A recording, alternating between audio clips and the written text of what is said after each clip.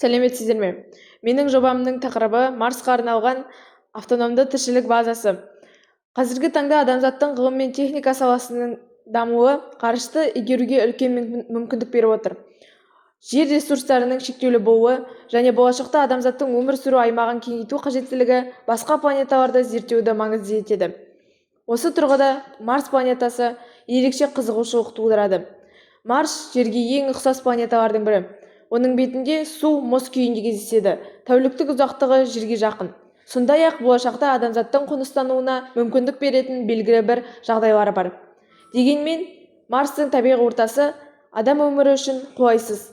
Температурасы өте төмен, атмосферасы жұқа және негізінен көмірқышқыл газынан тұрады, ал радиация деңгейі жоғары. Осыған байланысты Марсты адам өмірін қамтамасыз ету үшін арнайы автономды тіршілік базасын құру қажет.